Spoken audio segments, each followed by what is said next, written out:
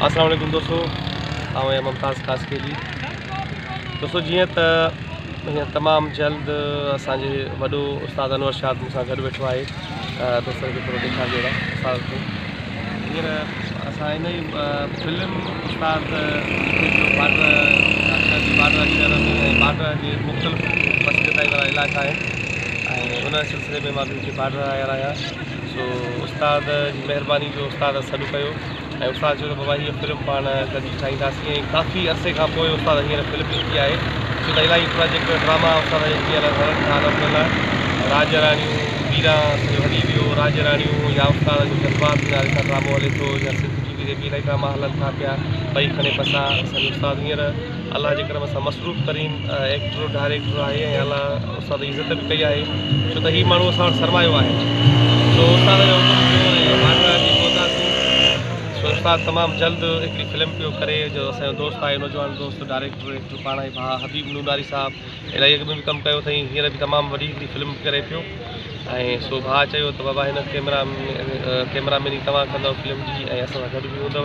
सो उस्ताद जो बि हुकुम थियो ऐं उस्ताद जी जेका शइ लिखियलु हुजे उन में असां ख़ुशी महसूसु कंदा आहियूं कमु कंदे, छो त उते ई असांखे असल फ़न ऐं कमु करण जो मौक़ो मिलंदो आहे त हिते हाणे कमु करे ॾेखारिणो आहे।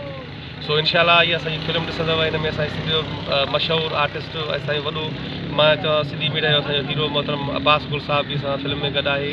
मोहतरम बिलावल खोखर साहब पाण वॾो आर्टिस्ट आहे, बिलावल साहब बि हिन फिल्म में गॾु आहे। तमामु ॿी क्रीम कास्ट आहे ऐं जेके असां केतिरा तव्हांखे नाला ॿुधाईंदासीं त इहा सॼी असांजी कास्ट आउट थी वेंदी।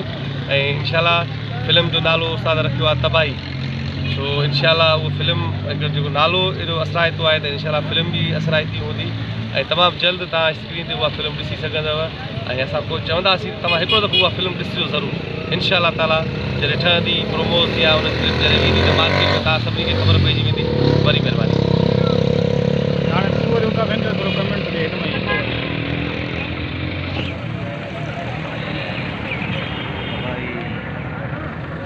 जेका कहानी लिखी आहे उहा हिकिड़ो रुझान हले पियो भई एक्शन मूवी छो लिखे, छो जो अॻु में मिठियूं कुहाड़ियूं बंदूक न हूंदी, सिलेक्शन न हूंदी, पर हूंदी एक्शन। ऐं असीं कोशिशि कयूं त हीअ बि क्रिएशन हुजे, नई शइ हुजे, जंहिंजे करे दोस्तनि जो बि सराह थियो। मूं हुननि खे ख़्यालु ॿुधायो त भई मूं सोची आहे कहानी हिन तरीक़े जी, हुननि हामी भरी जो त उस्ताद लिखी ॾियो ऐं मूं लिखी उहा स्टोरी लिखी आहे। इनशा ताला उहा अनकरीब रिकॉर्डिंग काफ़ी गालीब गॾु आहे असांजो बिलावल खोखर बि गॾु आहे, अब्बास गुल बि आहे, मुमताज़ कासकेली बि आहे, हबीब कमर बि आहे ऐं ॿिया बि काफ़ी दोस्त आहिनि जेके उहे गॾु आहिनि असां सां। इनशा ताला असां जल्दी हिनखे सेट